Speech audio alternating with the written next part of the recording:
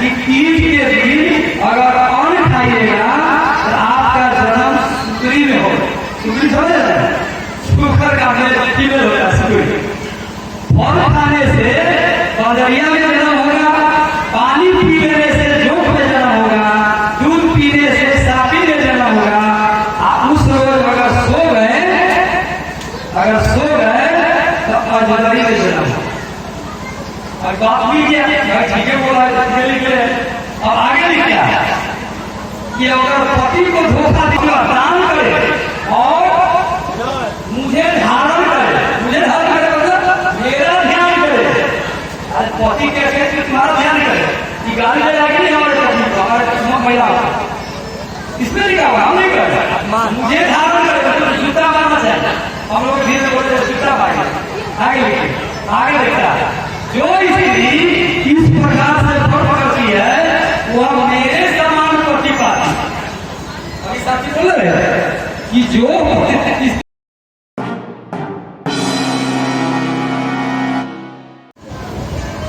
साथियों आप सब लोग बहुत ऐसे सुन रहे हैं और भाई रवि कुमार यादव जी विस्तार से आप सब लोगों को सब कुछ बता दिए हैं। ज्यादा कुछ कहने के लिए बचा नहीं है, एक चीजें दूसरा बता दिए। बस थोड़ी सी आप लोगों से बात करके हमको थोड़ा करना है। सबसे पहले माता प्रनिया देवी एवं दिवंगत देवधारी राम जी को मैं भारतीय मूल निवासी सांस्कृतिक मंच प्रदेश अध्यक्ष उनका सम्मान करते हैं, नमन करते हैं। साथियों आप जो इस कार्यक्रम को सुन रहे हैं, देख रहे हैं, जो बैनर लगा हुआ है भारतीय मूल निवासी सांस्कृतिक मंच, ये बैनर पूरे देश में बहुजन समाज को ब्राह्मणवाद से मुक्ति के लिए अपना कार्यक्रम चला रही है। और क्योंकि ब्राह्मणवाद से मुक्ति से ही हमारा जो दुख है, हमारी जो परेशानी है, हमारी जो समस्या है, उसका निदान एकमात्र यही है कि जितना जल्दी हो सके हमारा समाज ब्राह्मणवाद से मुक्त हो जाए।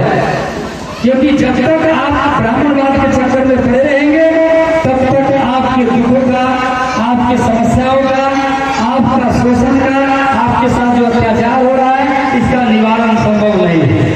इसीलिए ये हमारा उद्देश्य है, लक्ष्य है, मिशन है। पूरे भारत में इस मिशन को भारतीय मूल सांस्कृतिक मंच चला रही है। साथियों यहाँ हमारी बहुत सारी माता बहनें बैठी हुई है। अभी नवरात्रा शुरू होने वाला है। ईमानदारी से आप लोग हाथ उठाइएगा कि कौन कौन लोग नवरात्रा में नवरात्रा का व्रत करते हैं।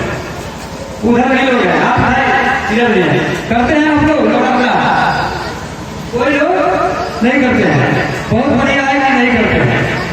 साथियों अभी सब लोग यही बता रहे हैं कि हमारे असली देवता माता पिता, पहला असली देवता माता पिता है और उसके बाद ये जो हमारे महापुरुष हैं वे हमारे देवता हैं।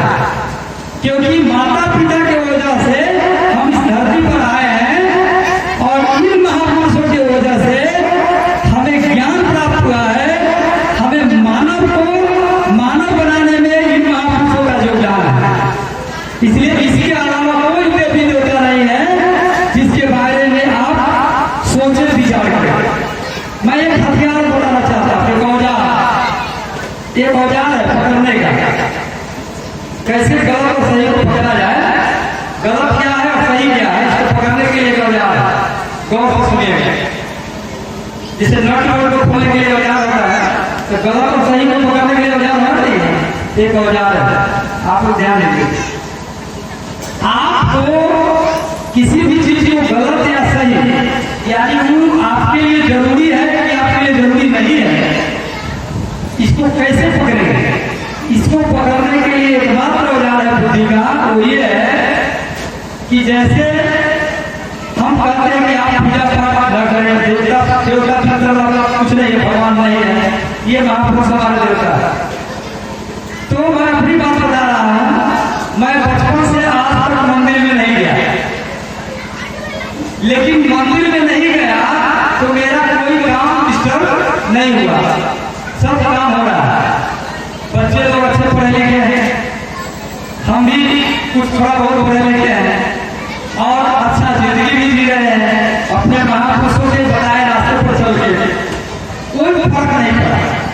किसी भी चीज को आप एक महीना छोड़ के देखिए, अगर उससे आपके जीवन पर कोई असर पड़ता है, अगर कोई असर पड़ता है तो समझिए कि ये आपके लिए जरूरी है।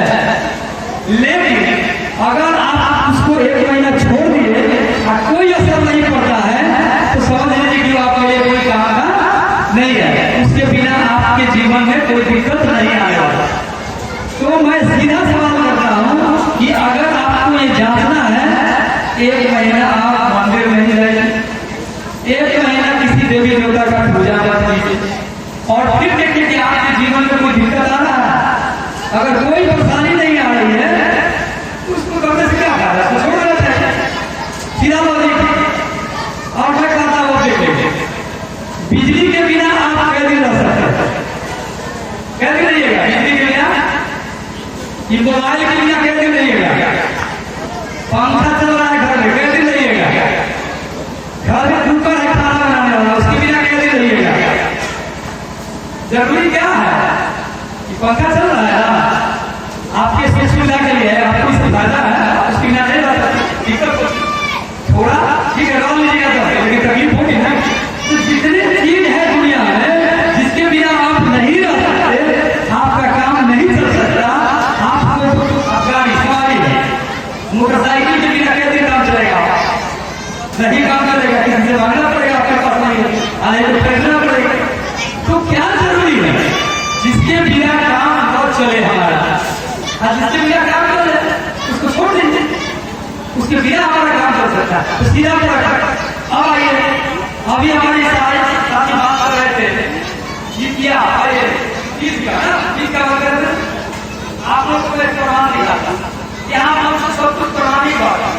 ये 3 की किताब में लिखा हुआ है, हम लोग नहीं बोलते, और 3 की किताब हमारे बाप दादा ने नहीं लिखा, वो ब्राह्मणों के बाप दादा ने नहीं लिखा। अब देखिए उसमें लिखा क्या है, जरा समझिए।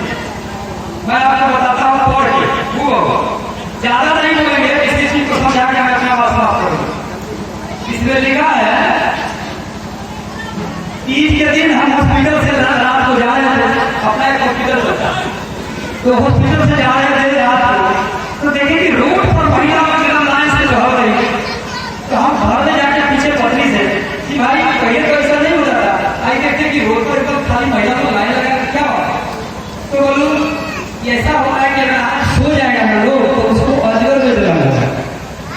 हम सुने कि अजगर में जन्म होगा, तो हम खोज किए तो किताब मिला, उस किताब में लिखा हुआ है कैसे हमारे लोगों को डराया जाता है, और खास के हमारी महिलाएं हैं जिनको बहुत डरा दिया है, और उन मर्द लोगों के बात को नहीं मानते। क्यों? क्योंकि डरे हुए होते हैं, इसलिए कि कुछ हो जाएगा, अनर्थ हो जाएगा हमारे परिवार के साथ, हमारे पति के साथ, हमारे बेटा के साथ, इसलिए वो डरे हुए। तो पति समझाते हैं लेकिन पत्नी डर के कारण देना हम तो करवे करेंगे। और इस तरह के लिखा क्या है?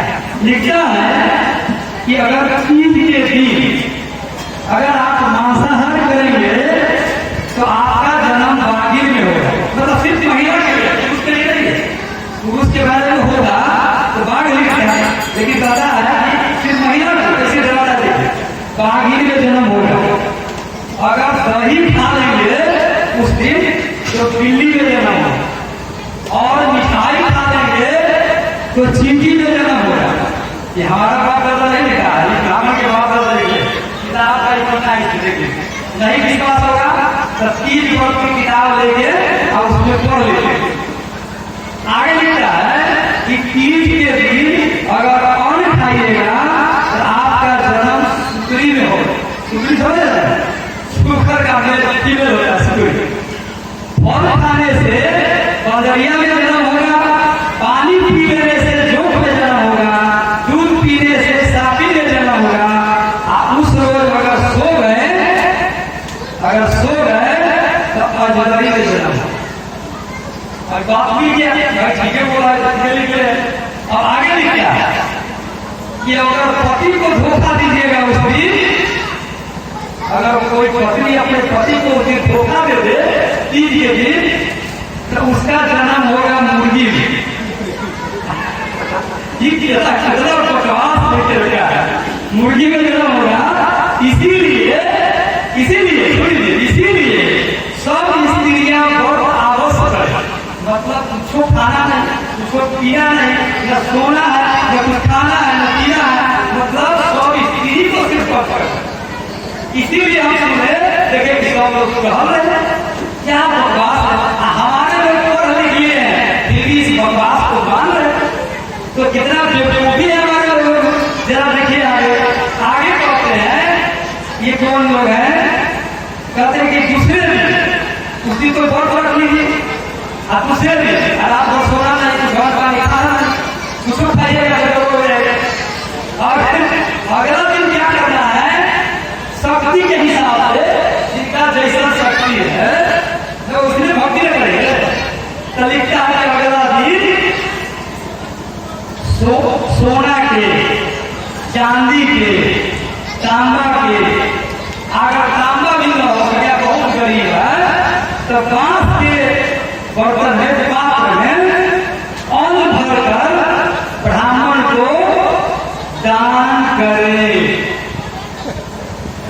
बहुत अमीर है तो सोना के पात्र में, कभी उससे भी कम अमीर है, गरीब है थोड़ा, चांदी में, अगर बहुत गरीब है तो कभी में बांस के चंगेरी में और ब्राह्मण देवता जी को दान करना। बकवास फिर भी हमारे लोग यही काम करते रहते हैं, और लेके बकवास करते रहते हैं। अब आगे सुनिए क्या कहते हैं, जो स्त्री और उसके बाद दान करे और मुझे धारण करे, मतलब मेरा ध्यान करे। अरे पति कैसे तुम्हारा ध्यान करे, कि गाड़ी ले जाएगी नहीं हमारे पति को, हमारे महिला इसमें लिखा हुआ, हम नहीं कर मुझे धारण करे, जूता मारना चाहिए। हम लोग धीरे बोलते जूता मारेंगे। आगे लिखा है, जो स्त्री इस प्रकार से व्रत करती है वह मेरे समान पति पाती। अभी साथी बोल रहे हैं कि जो स्त्री इस तरह से व्रत करेगी तो वो मेरे समान पति पाएगी। अब बताइए अगर ये बात सही है तो हमारे साथी बता रहे थे कि कुमार मर्जी को होना चाहिए, अगर सही है क्योंकि पति कौन पाएगा, कुमार होगा ही ना। अगर सही है तो सही नहीं। अब आगे देखिए, आगे कहता है और जब वो मरने लगती है, अरे जीते जी तो आप उनके समान पति पाइएगा, और जब आप मरने लगेगा तो तुम्हारा जो रूप है वो क्या बोलते हैं उसका, ये तो जो तुम्हारा, और जब वो मरने लगती है तो तुम्हारे समान उसका रूप हो जाता है। मतलब ये शंकर जी पार्वती जी को ये कहानी समझा रहे हैं, और वही कहानी पंडित जी आपको सुना रहे हैं। सुनिए, माने पंडित जी कह रहे हैं, शंकर जी कह रहे हैं कि मरने लगेगी वो स्त्री तो तुम्हारे समान सुंदर रूप पाले, मरने की थोड़ा सुंदर हो जाए। तो देखिए कितनी बड़ी बात है। अब आगे कहते हैं, इससे सब प्रकार से सांसारिक भोग और साधु जन मुक्ति मिल जाएगी। इस हरितालिका की व्रत कथा मात्र सुन लेने से प्राणी को 1000 अश्वमेध यज्ञ करने के बराबर और सैकड़ों वाजपेयी यज्ञ करने के बराबर फल प्राप्त होता है। इतना आसान कराएगा, कथा सुन लीजिए, हजारों अश्वमेध यज्ञ के बराबर पुण्य मिल गया।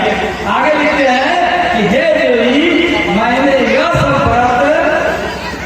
व्रतों में उत्तम व्रत बताया है, इसके करने से प्राणी सब आपको से छूट जाता है, इसमें कुछ भी संशय नहीं है।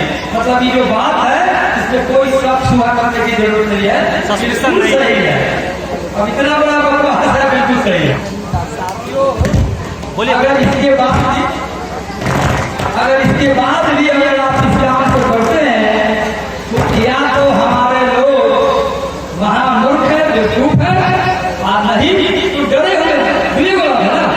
बस आप नहीं, इसके अलावा बहुत बहुत धन्यवाद आप सब लोगों का। जय भारत, जय भारत। बहुत बहुत धन्यवाद डॉक्टर नरेश यादव जी। और मैं ये वक्ता संचार मेन है, इनसे मेरा अनुरोध रहेगा, रिक्वेस्ट रहेगा, नम्र निवेदन रहेगा जो समय पे जरूर ध्यान। वीडियो को लाइक करें, कमेंट्स करें, शेयर करें और चैनल को सब्सक्राइब करें। धन्यवाद।